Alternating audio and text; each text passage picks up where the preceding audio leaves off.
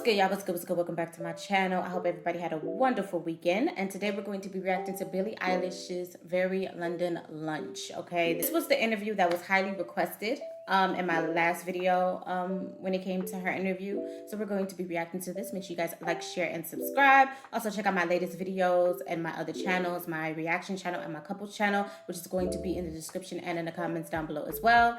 And yeah, y'all. Let's get it. It's all vegan. Amazing. Gluten-free. Wow. Okay. Got teas there. Cheers. Oh my gosh, cheers. I don't really speak like that. It's very nice.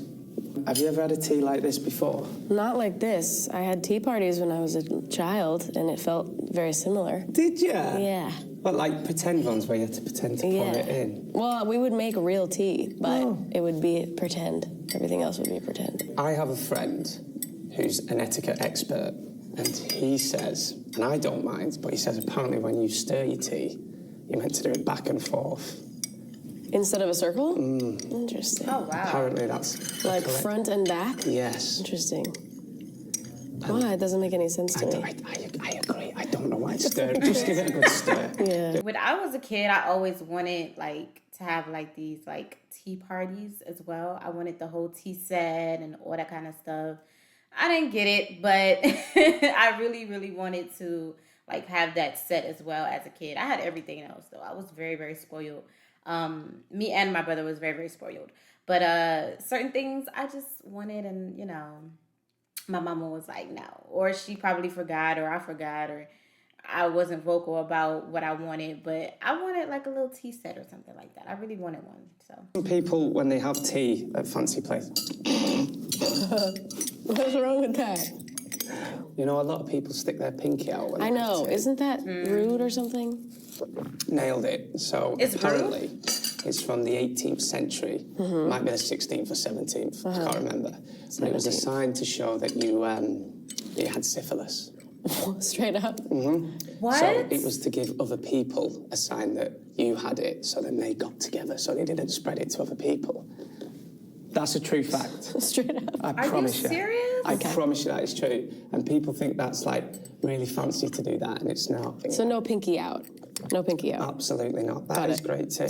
Okay, got it. Bro. Is this the first thing you think of when you think of the UK and British things? I think of the accent. Do you? Yeah. Okay. Do you think of yourself having an accent? Yes, I definitely have an accent. Do you think I have an accent? You definitely have an accent Absolutely. for sure. Do you know whereabouts in the UK I'm from? No. Do you want to have a guess? No. I'm from a little town in Lancashire called Burnley. Burnley. Burnley. Cute. Is that where you grew up? Yeah. Well, my dad was in the Do you army. live there currently? No, I live in London now. Oh, But my dad was in the army, so we moved around a lot. wow. What would your favourite type of lunch be? I really like sandwiches. Yes. What do you like? I like a sandwich as well, but we Yeah. call it a butty. Oh, what? A butty. How do you spell that? Butty. B-U-T-T-Y. A butty? Butty. A butty? Yeah, a butty. B-U-T-T-Y? Yeah. That's crazy. A butty. A cheese and butty. Huh? Or a chip butty. Huh? Yeah, and like, so you'd call them French fries. So you call them... Chips. Right. Oh, so like fries in a sandwich is Yeah. chip and butty. Chip butty. Butty. Yeah. Chip buddy. What do you think is like the weirdest thing you guys say? Put wood in fold. What? What? Is that... you guys are not real. No. That's how I feel like with like Canadians and Brits. Like, what's like an insult? We say, gob. Huh? That's my favourite swear word. Gob. Yeah. Yeah. So if someone said, oh, he's a complete and utter gob, That's like a person. They are a gob. they talk rubbish. Oh, They're a bit like... a little stupid. Yeah. Now, I don't want to beat about the bush. We need to talk about the album. Okay. It's your third album. It's had an amazing response across the board. It's only been out a few weeks. How's it sunk in? Just tell us how you're feeling about it. I feel so good about it. It's been like the most shocking reaction of my life. It's been so good. I can't even believe my eyes every time. It's been like better than I could have ever dreamed of in a million years. Is it fair to say this is the most personal album for you? For sure. Yeah. For sure. Like, we've seen on the comments and stuff from many fans, and one that I loved from one of your fans was that it feels like they're reading your diary when you listen to this album. Is that weird? It's weird. Is it? It's also weird because normally there's so much time that passes between finishing an album and putting it out because of vinyl and because of, you know, videos and artwork and promo and whatever. And this time I was very clear about I really want to do this as quickly as I can. I was like, it's done now, and I want to put it out as fast as I can from the moment it's done. Do you feel like you've overshared in the album? Overshared? Yeah. No. No. Not at all. I sometimes go away and feel like, oh, I've probably given away too much there. I feel like that more when I talk, but in music, they're not so specific about my life that... Right. I mean, they are for me, but I think that you hear them and you don't think that's only about her life and she's the only one that can relate to that. Music and actually talking about your personal life is two different things, because music is worldwide. Nobody is going to be listening to that, like, music or the song or the album and automatically think, oh, this is what she's going through, unless it is brought to the audience attention that, yes, I wrote this in a time where I was going through this. This is a personal album because of this. So this relates to me. You get what I'm saying?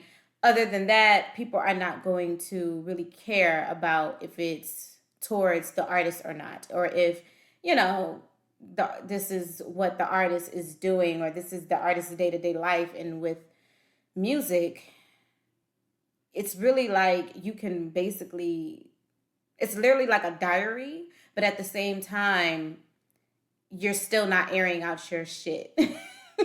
You're airing it out, but you're not airing it out at the same time. So you can still be private as hell. People still won't know anything about your life, and you could still vent and talk your shit in your music, and people still won't know a lot about you. That's the difference between music and actually speaking and talking about what's actually going on in your life, without music being a, you know, part of it. And I think it's kind of, I think people really don't get it because they're like, I mean, it's the same thing. It's not the same thing. It's not the same thing at all. And I know it's probably going to be weird or people are not going to get it, but I'm telling you, it is not the same thing. It's not. That's why a whole lot of people be like, if you like are angry, or if you know, want to address certain things without addressing it, put it in your music. I mean, they are for me, but I think that you hear them and you don't think that's only about her life and she's the only one that can relate to that. I think that's what's cool about music, is that it's for everyone. Did you enjoy doing this album? Phineas and I really went through it with this album, and after a while of not enjoying it, we then enjoyed it, to be fair. We just were feeling very, like, so uninspired for so long, and not on the same frequency, the two of us as siblings, and living different lives, and just like not creative and not really inspired, and that was really stressful, and that was honestly a scary period of time, and it was very punishing and not enjoyable. And we would have moments of creating in between those off moments, and those were always great, but even still, it always felt like, do we know something's what we're doing? missing? Can we do? Is it good? Yeah. Like, we just never felt confident, and then there were moments along the way that kind of brought that confidence up. There was when we wrote Skinny, which was like the first song we wrote in its entirety for the album. And then we wrote What Was I Made For, which opened a door to like honesty and creativity. And then the main moment was when we wrote a song called The Greatest. And that kind of opened the door to like vulnerability and allowing ourselves to really just be honest and then create the rest of the album. And as soon as we made The Greatest, I think that's when we started having a lot of fun. Because Phineas was really honest and open, and he said that he, at one point, was like, I don't know if I want to do this anymore. Yeah. Isn't that funny? What? I mean, you're his little sister. What was going through your mind then? I was really scared, and I had always been the one that didn't like making music, and he had always been the one that loved it and, you know, had so much passion in it, and I always relied on that. And then I started to like it more, and we we're making this album. And yeah, he was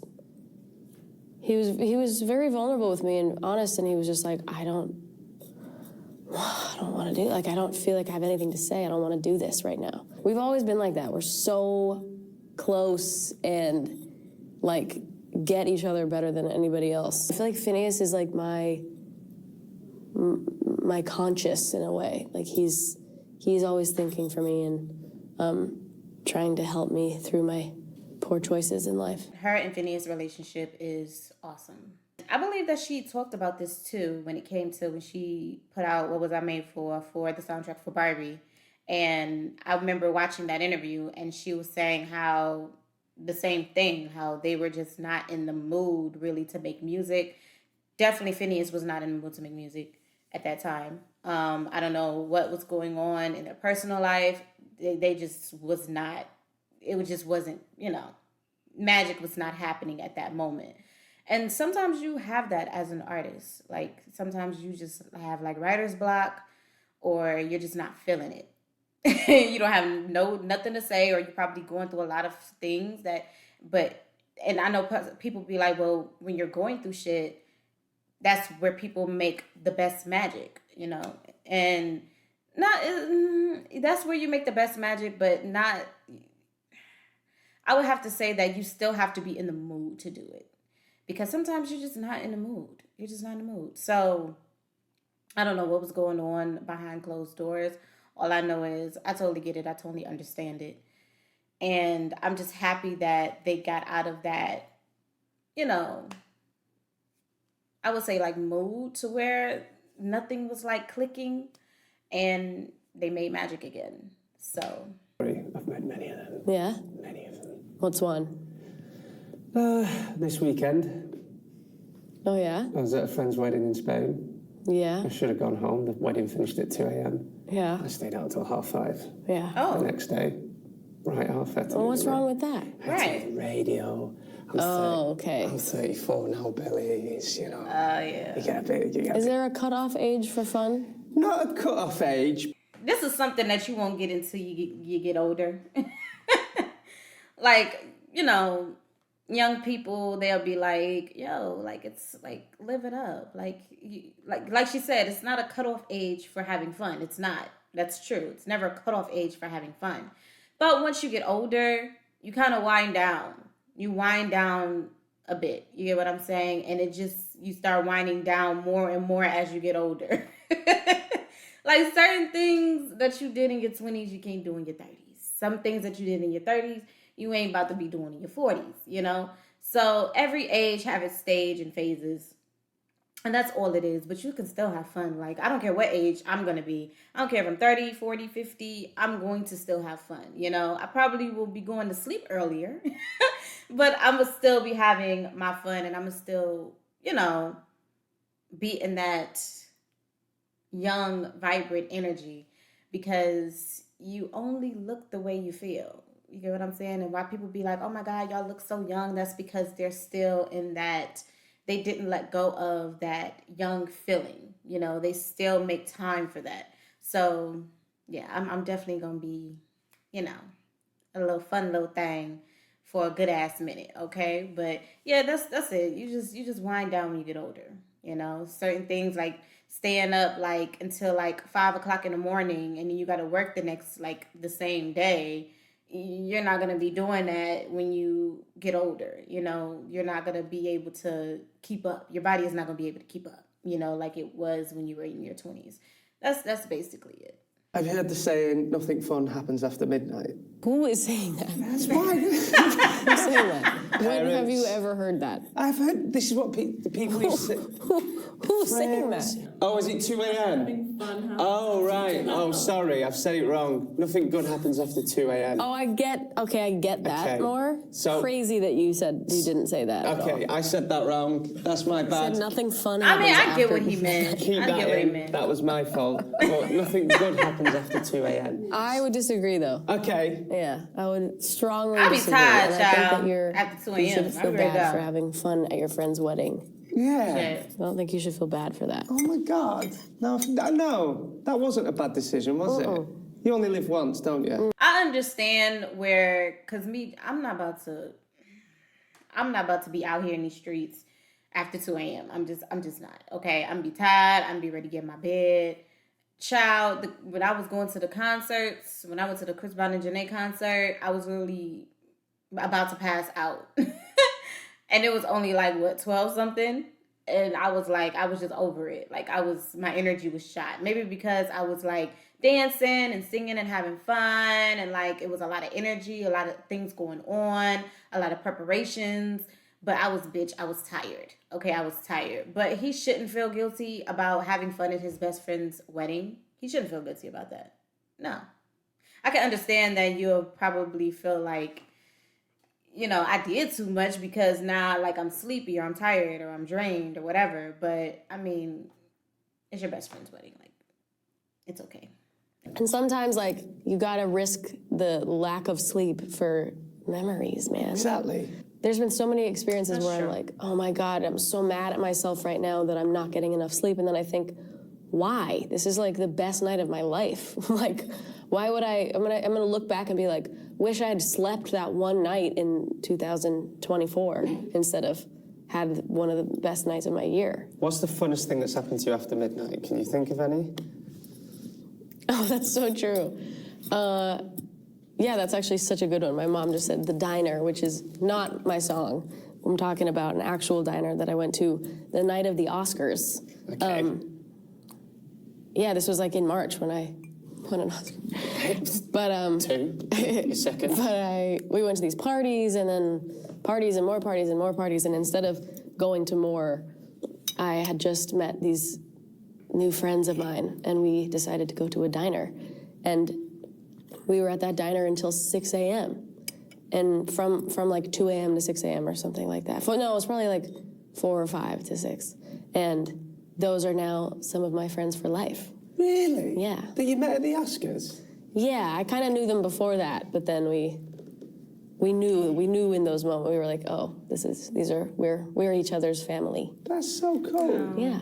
Okay, right. That whole saying that many people have heard, Scratch nothing it. good happens after 2 a.m. You've heard it here first. Billie Eilish says that is not true. It's not true. Okay.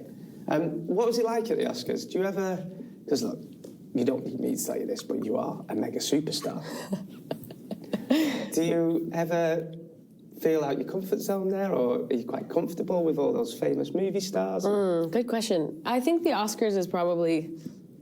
I think this last time I felt pretty comfortable, but I think I've been now 3 times, and it's very scary and intimidating, and it's not my world, because it's acting and it's movie stars, and it's like a whole different thing that I am very intimidated by, but also think is very cool. So I definitely feel a little, like I feel like I kind of snuck in a little bit. Like I felt every time I've gone, I'm always like, kind of feel like this. I'm kind of like, do I need to, like, I feel like how I feel at this kind of situation, where I'm like, how do I cross my legs? Do I need to take my hat off? You know what I mean? I once got told, when you go to a party and you're a bit nervous, Yeah. and you can be a bit anxious, and you're like, oh, what do I say? Or you go to a wedding and you don't know anyone. Everybody else in the room's feeling the same. I know. And we forget that. You just think it's you, don't you? Yeah. Yeah. It's true. Yeah. And I was nervous about interviewing Billie Eilish before. Were you? Yeah. Last night I was doing research. Did you have dreams about me? I did. Did you really? Yeah, because you always think... I was a bit nervous last night, and I was like, doing my research. None of the questions we've written, we've done, which is perfect, because that's how it should be.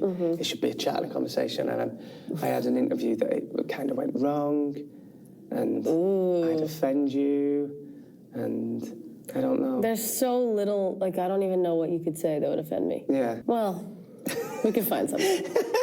Well, let's not do that, Kate. Can we talk to you about TV and movies?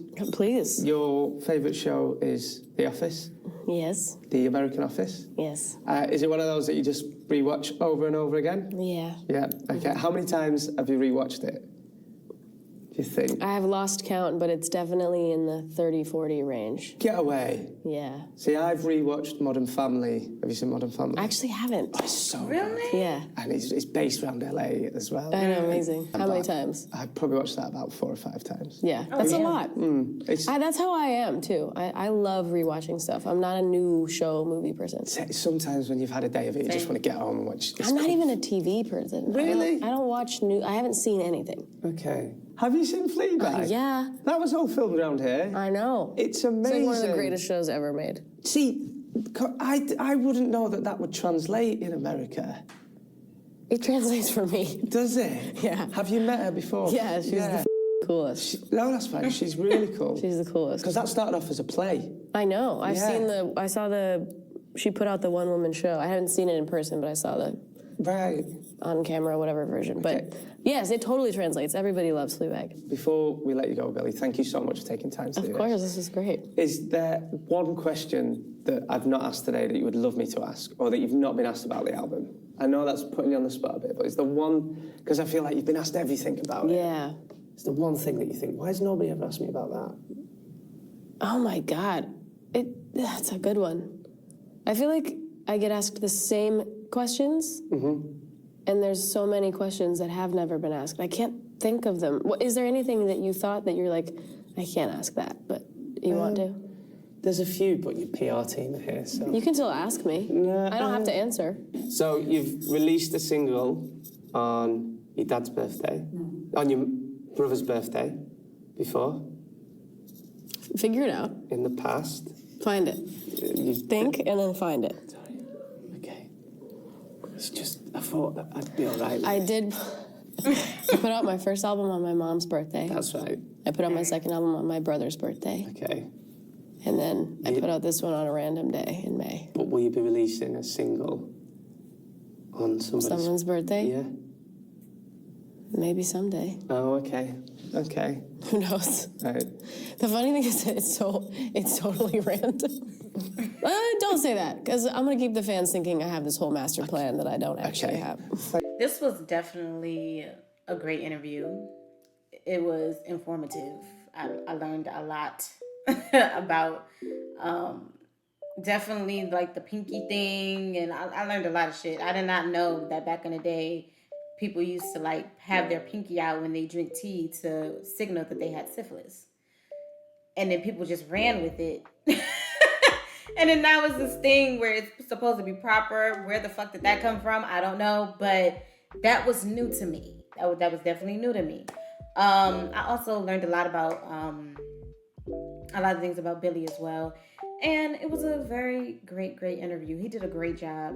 And yeah. So guys, what do you guys think about the video? What do you guys think about the interview? Leave your comments down below. Thank you guys so much for coming through. Make sure you guys like, share, and subscribe. And also check out my latest videos on this channel. It's going to be at the end of this video. So make sure you tune in and check those out and support those videos as well. Also support my other channels, my gaming channel and my couples channel. Both of those are going to be in the description and in the comments down below. So make sure y'all go and check those out. I also uploaded some new content on the couples channel and will be streaming on the gaming channel tonight. So make sure y'all, check those out. But anyway, guys, thank you guys again. And remember, don't worry about failure. You only have to be right once. Peace. Phonetics with the funky plug.